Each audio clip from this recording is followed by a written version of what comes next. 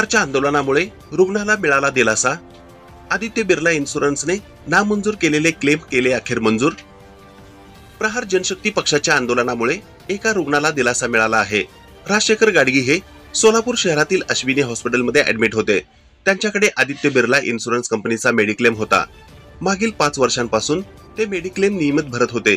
त्यांना सदर कंपनीकडून मेडिक्लेमची मंजुरी देखील मिळाली होती, परंतु अचानक त्यांचा मंजूर झालेला क्लेम कंपनीकडून नामंजूर करण्यात आला होता। त्यामुळे संबंधित रुग्णाच्या नातेवाईकांनी प्रहार जनशक्ती पक्षाशी संपर्क साधला। याबाबत Aditya Birla health insurance company सोबत प्रहारने चर्चा केली असता त्यांना कंपनीकडून सुरुवातीला उडवाउडवीची उत्तरे देण्यात आली। त्यामुळे प्रहार स्टाईलने आंदोलन केल्यानंतर संबंधित रुग्णास थेट 5 लाख रुपयांचा इन्शुरन्स क्लेम कंपनीकडून मंजूर करण्यात आला। संबंधित रुग्णास डिस्चार्ज मिळून त्यांना घरी नेण्यात आले आहे। प्रहार जनशक्ती पक्षाचे शहराध्यक्ष अजित भाऊ कुलकर्णी व त्यांच्या टीमने केलेल्या प्रयत्नामुळे संबंधित रुग्णाला खूप मोठा दिलासा मिळाला आहे। याबद्दल प्रहारच्या टीमचे सर्व स्तरातून कौतुक होत आहे।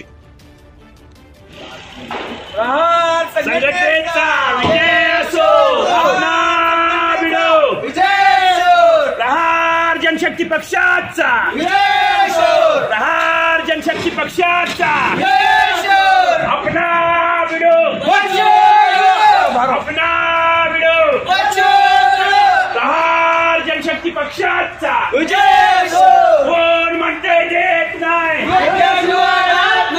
कोण म्हणते देत नाही। नमस्कार, मी अजित कुलकर्णी, प्रहार जनशक्ती पक्ष शहराध्यक्ष सोलापूर। राजकुमार गादगी, राजशेखर हे जवळजवळ 65-70 वर्षाचे इसम अश्विनी हॉस्पिटलमध्ये ऍडमिट होते। त्यांनी आदित्य बिर्ला यांच्याकडे मेडिकल क्लेम केला होता, या कंपनीकडे मेडिकल क्लेम केला होता।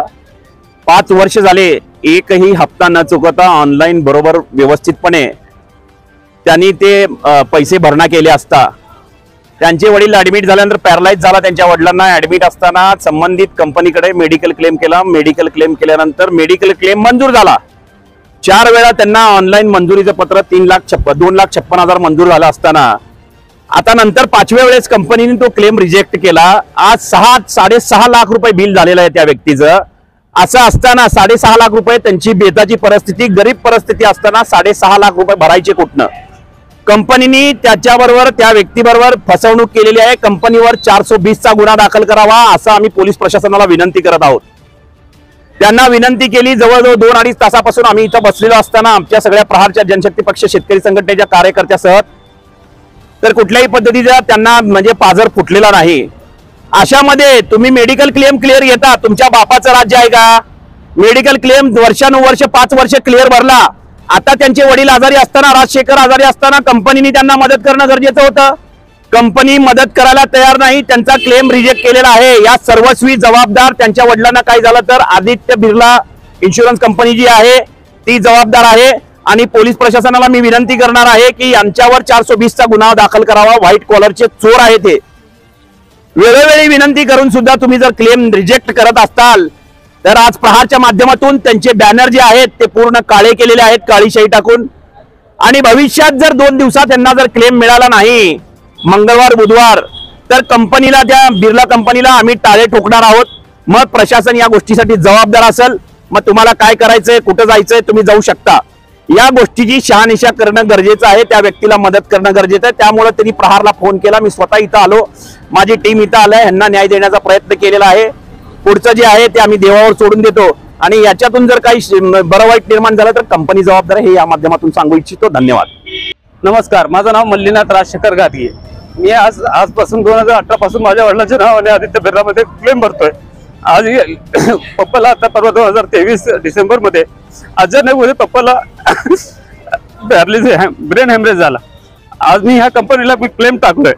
कंपनीला क्लेम टाकल्यानंतर कंपनी वारंवार माझ्यावर क्वेरी काढत गेले।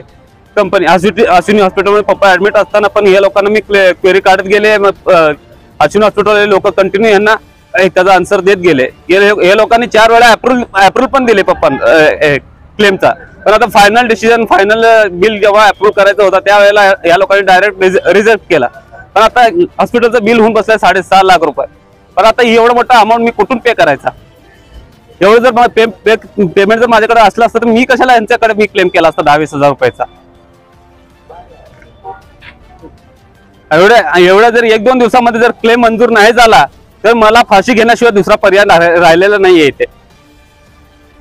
नमस्कार, माझं नाव मल्लीनाथ राजशेखर गादगे. माझ्या वडिलांना डिसेंबर 27 तारखेला अचानक ब्रेन हॅमरेजचा झटका आला होता. मग त्यानंतर मी अचानक पप्पांना रातोरात अश्विनी हॉस्पिटलमध्ये रात्री ॲडमिट केला. मग तिथून 20 दिवस मी माझ्या वडिलांचा इन्शुरन्स आदित्य बिर्लामध्ये इन्शुरन्स काढलेला होता. मग त्यावेळेला काय झाला, कंटिन्यू 20 तारखेपर्यंत कंपनीला आपण क्लेम केला असता. कंपनीने कंटिन्यू त्यांना 4 वेळा अप्रूव्हल दिली. 3 लाख रुपयापर्यंत अप्रूव्ह दिला होता कंटिन्यू. मग जेव्हा आपण फायनल बिल त्यांना सबमिट केला इन्शुरन्स कंपनीवाल्यांना, मग फायनल बिल झाला होता 5 लाखापर्यंत. मग कंपनी काय केली, त्यावेळेला अचानकच रिजेक्ट केली फाईल. मग कंपनी फाईल रिजेक्ट केल्यानंतर मग आता आम्हाला काय सुचत नव्हतं काय करायचं काय नाही. मग आता ह्यापुढचा विषय कसं घ्यायचा. मग आदित्य बिर्लाच्या आमच्या कंपनीशी संपर्क साधला, ते पण टाळाटाळ करायला लागले. अश्विनी हॉस्पिटलला रिक्वेस्ट करायला लागले, ते पण आम्हाला दिवसापुढे ढकलायला लागले. दिवसेंदिवस बिल वाढत गेला. माझा बिल गेला 7 लाखापर्यंत, 6.5-7 लाखापर्यंत बिल झाला. मग त्यानंतर काय करायचं माझं काय विचार डोकं चालत नव्हता. मग त्यानंतर माझा मोठा भाऊ नागेश गादी हा पुण्याला राहतो. मग ह्याला मी बोलल्यानंतर काय झालं, त्यांचे मेवणे आनंद नरवणे, मग त्यांच्यासोबत असतात दिलीपभाऊ गायकवाड. त्या दिलीपभाऊ गायकवाडची संपर्क साधला गेला. मग दिलीपभाऊ गायकवाड बोलले, आपल्याकडे जर तुला जर खरंच न्याय जर पाहिजे असेल तर तू एका व्यक्तीकडे जाऊ शकतो. त्यांचं नाव आहे अजितभाऊ कुलकर्णी, प्रहार जनशक्ती संघटनेचे शहर अध्यक्ष सोलापूरचे. मग त्यांनी बोलले, त्यांना मी संपर्क साधला असता ते रातोरात लागली. ठीक आहे म्हणले, मी उद्याच्या उद्या तुला येऊन भेटतो बोलले.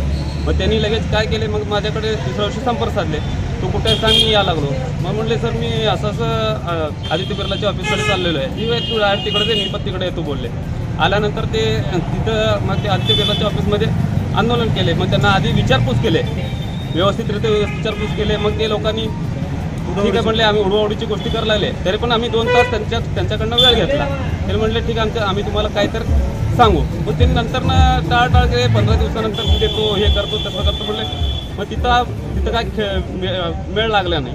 मग त्यानंतर अजितभाऊ लगेच म्हणले, ठीक आहे ह्यांच्याकडनं काय होणार नाही तर आपण काय डायरेक्ट ह्यांच्यावर आंदोलन करायचं म्हणले. मग आंदोलन केलं. मग आम्ही त्या अजितभाऊ खरंच जर बोलायला गेलं, त्या दिवशी श्री प्रभू राम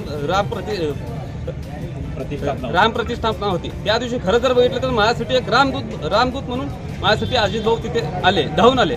मग त्यांनी आल्यानंतर लगेच त्या कंपनीवाल्यांनी तिथून जे चालू केले धावपळ, मग तिथून लगेच 4 तासामध्ये लगेच मला अप्रूव्हल भेटला ते कंपनीचा. मग खरंच जर सोलापूरमध्ये जर खरंच जर न्याय पाहिजे असेल तर अजितभाऊ कुलकर्णी एनी टाइम आणि एनीवेअर कुठेही सांगा. एका फोनवर त्यांनी आपल्या प्रहार जनशक्ती संघटनेचे शहर अध्यक्ष, ते कधी पण त्यांना कॉल करा, ते एका फोनवर आपल्यापर्यंत येऊन भेटतील. ह्यामुळं मी एवढंच त्यांचा माझ्यावर एवढा मोठा उपकार झालेला आहे. मी त्यांचा खूप गादगी परिवाराकडनं त्यांचा मी आभार व्यक्त करतो. आणि ह्याच्या पुढे पण प्रहार जनशक्ती संघटनेचा सदैव साथ आमच्या गादगी परिवार राहू दे आणि माझ्या मित्रमंडळावर राहू दे अशी मी अपेक्षा करतो. धन्यवाद. अजितभाऊ कुलकर्णी. आनंद नरवणे हे माझे भाऊजे गादगी, नागेश गादगी व मल्लीनाथ भाऊ गादगी. यांच्या वडिलांना पॅरालिसिसचा अटॅक आला अचानक, म्हणजे अचानक टेन्शननी.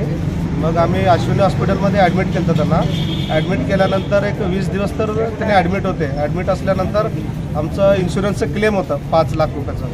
मग आम्ही 4 वेळा अप्रूव्हल आलं होतं इन्शुरन्सचं. मग त्यावेळेस त्या लोकांनी अचानक रिजेक्ट केलं. रिजेक्ट केल्यानंतर आम्हाला सुचत नव्हतं काय करावं. ते लोक 6 लाख रुपये बिल केले ते.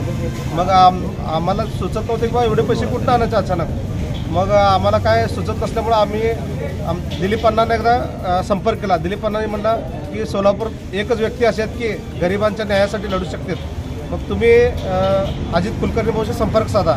मग आम्ही अण्णांनी नंबर दिला. मग आम्ही अजितभाऊ कुलकर्णी यांना संपर्क साधला. भाऊंनी तात्काळ वेळ न करता आमच्याशी भेट घेऊन भाऊंनी सगळी हकीकत आमची म्हणजे बघितली परिस्थिती काय.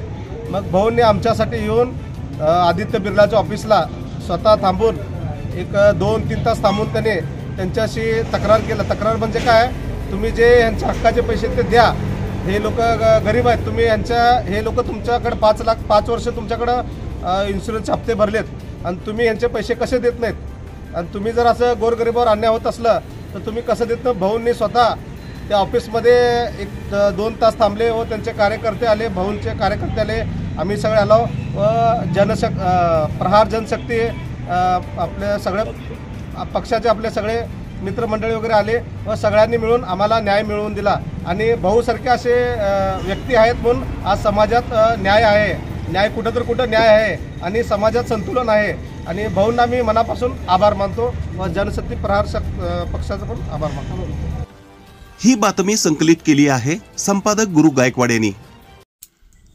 ताज्या घडामोडी पाहण्यासाठी आजच महाराष्ट्र सुखदेव न्यूज या यूट्यूब चॅनलला लाईक आणि सबस्क्राईब करा. ताज्या घडामोडी पाहण्यासाठी आजच महाराष्ट्र सुखदेव न्यूज या यूट्यूब चॅनलला लाईक आणि सबस्क्राईब करा.